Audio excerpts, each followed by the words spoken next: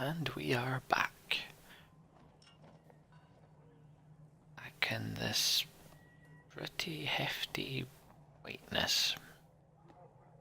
Yeah. So we weren't going to do anything with our 34 renown. We are just going to leave because there's nothing for us to do in the training tent either. And we have no one to rest anymore. So let's be on our way. I wonder what is awaiting us today. Last night we had the lovely betrayal of Sifa.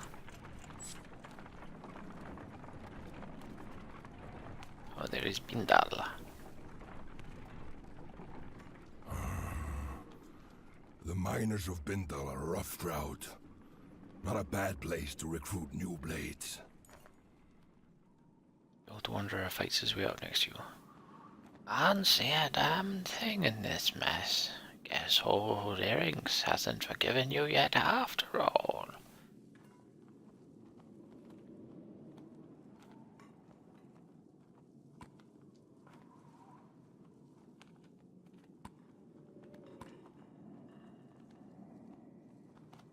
I don't remember there being much to see here. The way things are going, might not be much of anything left to see before long, Spar says. End of the world or not, I'll be dead soon, but you might come to miss these mountains and mines.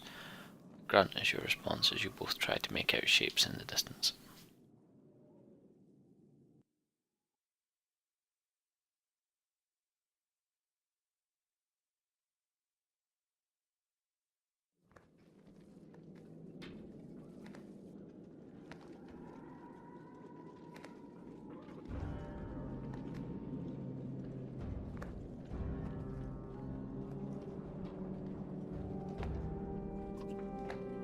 All of these people are looking for food and a home.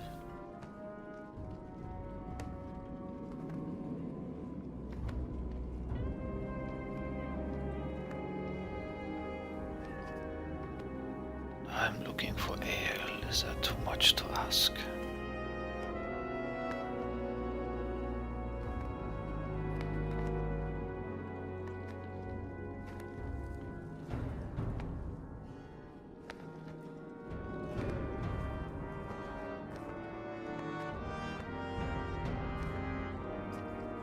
I bet that Scott Tower already sent word of us ahead.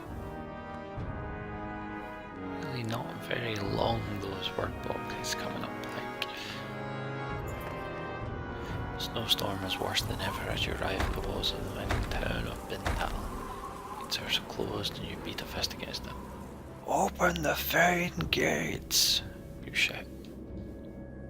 From the wall, two menders look down on you, then recede. Soon the gates open enough for a half-dozen well-trained guards to greet you. The one-eyed captain points and says, "Just you." Wilka steps to your side. "Not alone," she says.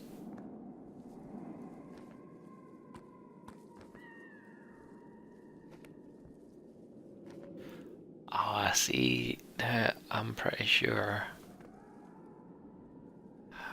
Bolverk wouldn't give a fuck.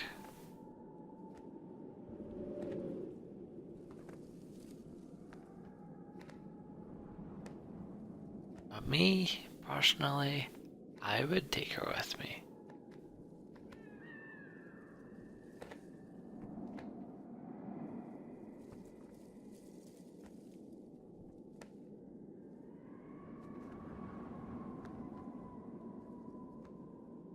She comes with me.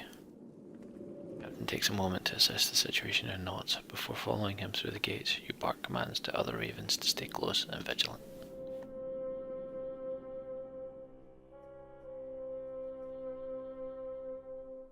Inside the small gatehouse are the two menders from the wall, a woman with a fancy spear and a cub of a man holding a staff. Alcazefa, it is the Raven Banner. So it seems, but why here? Why now? Just passing through on our way to the Blue River, but this blasted storm caught us. planned to come back this way afterwards for more work, but now we need some food and a place to hole up. Brought some people with us. They need a new home. I'm sure it felt like the right thing to do, but we're already beyond our capacity here. Are you Bolverk? Bolverk Bladaxe? Hold your tongue, Nicholas. Or I'll cut it out. His face falls. The older mender places a hand on the young man's shoulder. Are you in charge here? Where's the governor? The governor left for Abrang a while back with most of the fighters to settle a dispute. And the council sent me to bring the people of Bindal west, as we've heard too many rumours of dredge. More than rumours, we were in Borsgard, so Bellower. The immortal Sunda? How did you escape? Immortal was a joke. He's dead. His eyes go wide in awe, but Zephyr looks pensive. About the great rift that opened between Borsgard and Ormsdal. We managed. Zephyr looks like she wants to press you for more information. Enough. Open the gates for my ravens. This news will only panic the people. Everyone from Ormsdal. It's all I can do to keep them from stampeding like wild yokes.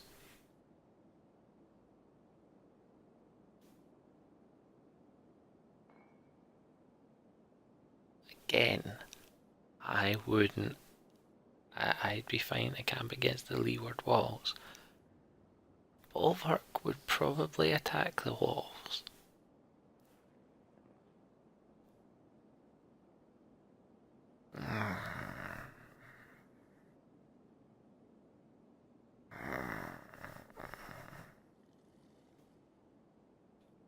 A problem.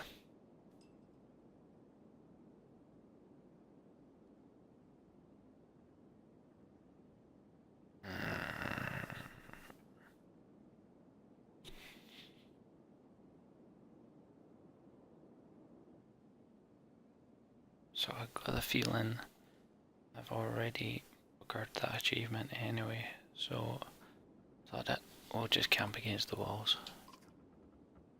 Thank you. You'll have all the assistance with your shelter Valka and her assistants can give you. Funny you won't let us in when we're on a job for one of your own. Snarl at Folker for saying too much. She shrugs in response. I'm not aware of another Valka being out this direction. Who has tasked you? Juno. Zephyr steps back at the name and studies your face for a moment. Nicholas, you and the guards see what you can do outside the walls for the people. Young Mender nods respectfully to Zephyr and glances at you, disappointment in his eyes, before leading the guards to the gate. I'm inviting only the two of you to stay within our walls and enjoy a bit more warmth and comfort. And separate us from my ravens? No. Suit yourself, but your mistrust is unnecessary. Maybe, but I shouldn't have to tell you about my job from your superior just to get an invitation. No, you misunderstand. I have no job. Valka, known as Juno, is dead. Very interesting. Chapter 10, To Speak in All Tongues. Ooh. Back to Rook.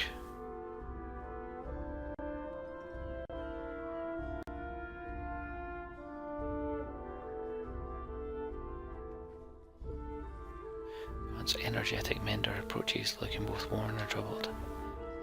I'm not sure I thanked you for the time to recover. I've never woven a spell that strong before. Are you sure you're ready to move on? You look... I know.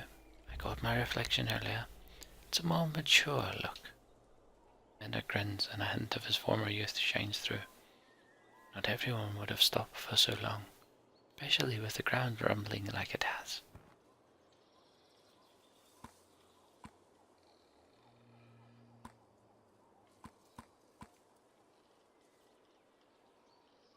We'll get there, no matter how long it takes. glad you feel that way, but crumbling mountains and chasms might be a sign to move faster than slower. You give a smile that doesn't quite reach your eyes.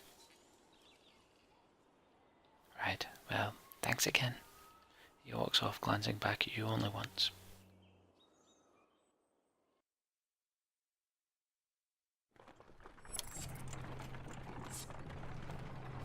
Do I have separate renown?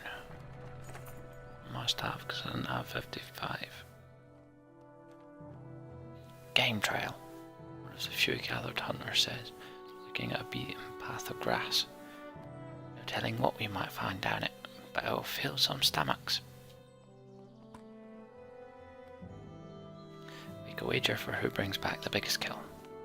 Everyone in the group starts smiling and tossing coins on a purse before heading down the trail. When it branches, 2 hunters sprint left and 3 think the centre trail looks promising. Consider what to do.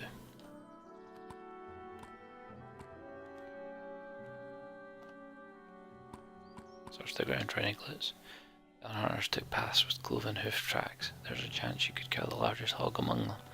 To the right are rabbit tracks and possibly something much bigger, but it's hard to tell. Thought it. Take off to the right. Choose to hunt alone and move down the path quietly. Sure enough, a couple of hares bolt for cover before you can sight them. It's not you they're afraid of. The scent hits you as a bear crashes through the brush nearby. You instinctively aim and fire, scoring a shot no one will ever believe.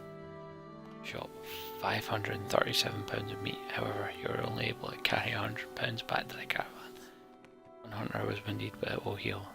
The 2 others brought back a large boar, but you are clearly the victor.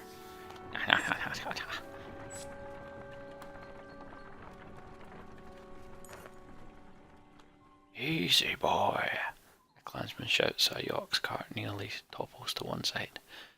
The tamped path of the Eastway road has steadily turned into a cracked shamble. Looking ahead, it only gets worse. Various chasms gape like open mouths. Glance back to Avon, who looks at you and shakes his head. The entire caravan comes to a halt.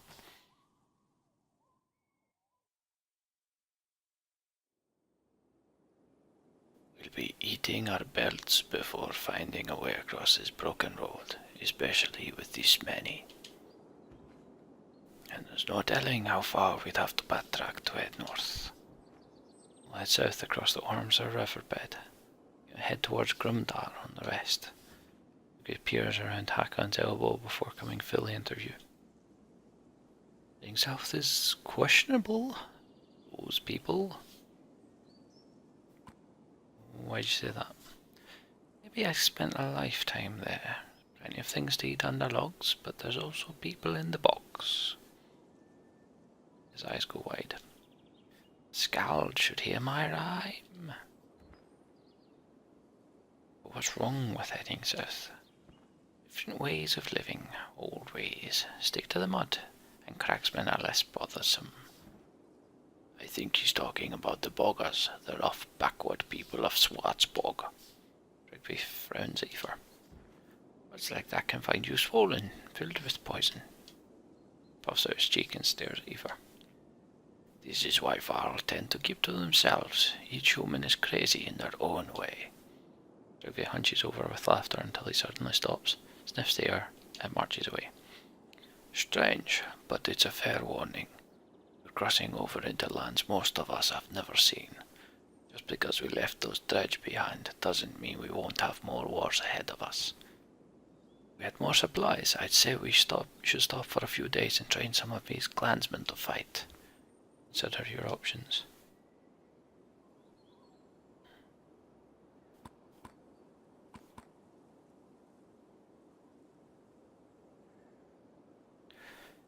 Keep the few remaining clansmen moving.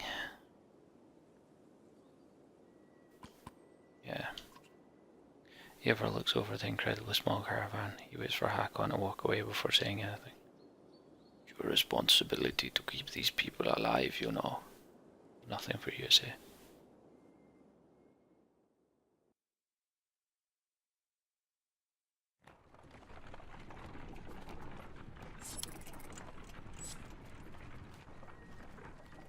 "25 days worth of supplies can easily disappear." Scout runs up to you. "Has a woman tried to tied to a tree up ahead. Got 4 guards watching it. Strange news draws a good deal of attention from the caravan. An old woman is ranting and spitting at the 4 guards when you arrive and ask, "What's going on here?" "They say there's a witch," one guard says, "plaguing our clan, making everyone really sick. We caught her and brought her way out here." The others nod. "She's to be tied here for 5 days without food or water, then cut loose. Been 3 days so far." "But she'll die on her own after that long with nothing to eat or drink," you say. "That's not on us," the guard responds. "If you want to set her free, we'd be bigger fools than you to get in your way." She's a witch.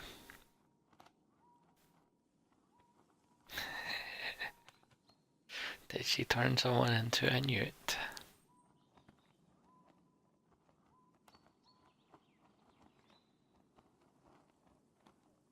How do you know she's a witch? Everyone looks at the woman who's grinning a toothless grin. She scratches at the tree bark and calls out the dead gods one by one. "If that's not enough," the guard says, "she was seen squeezing mistletoe berries into water troughs." "I think I heard that makes you sick." The other guards bob their heads in agreement. "Yes, sir. Any thoughts?" Yasha smiles and saunters towards the tied woman, says a few quiet words to the prisoner, and looks her over before returning. "My suggestion," she says, "burn her and the tree to the ground."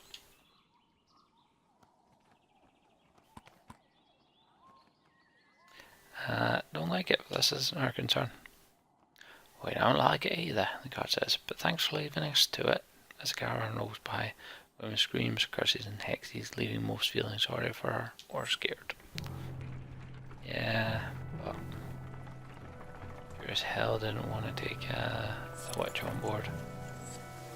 As you cross the arms or riverbed, the wind ceases to cut through the humid air. Working in sky lets loose its rain, and soon fat drops of water turn the dirt path to sucking mud, slowing the caravan. Boats are pulled overhead and children and animals are wrangled near carts. I don't know half right about the slowing down light. Hey, they foraged. I was hoping to avoid visiting this part of the kingdom for at least a few more years, Sludin says. At least others have had the sense to abandon this cesspool. As arrogant as he sounds, he's right. There are very few signs of life around you. Still feel like you're being watched. The lowing of the usually quiet yokes indicates the beast with difficulty pulling the carts.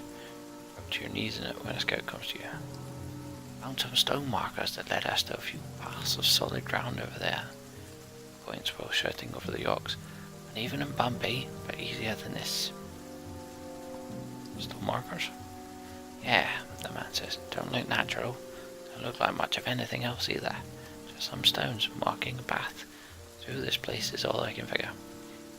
You would ask Trigby, but he's nowhere around. Probably out gathering mushrooms.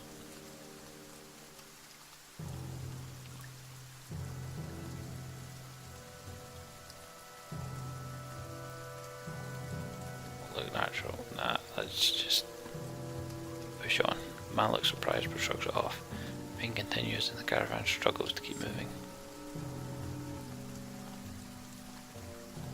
I'm having a random weird beast thing. "Someone's son's missing," Iver says, motioning to a crowd shouting the boy's name, and with bleary eyes looks at you and says, "He's my only son. He treats his white goat like his best friend. It must have wandered off and he's out there looking for it." And looks across the rainy bog. "I've got to find my boy."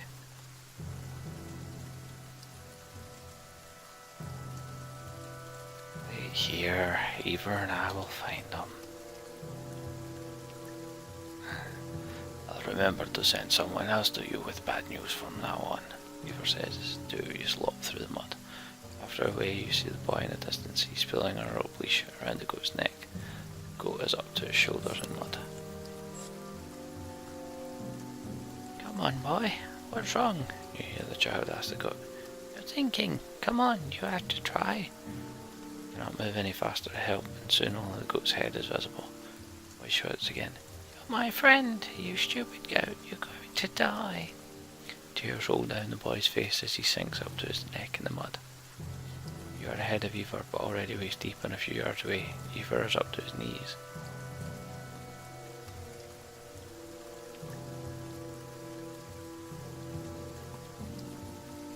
Extend my bow to the boy. Have my bow! Shout as Ivor pushes you forward even further. The boy grabs it but doesn't let go of his goat. You and Ivor pull, but only when the child's hand slips from the leash are you able to save him. The animal is gone from sight before the weeping boy even turns around. I don't even get renowned for saving the boy. What a form.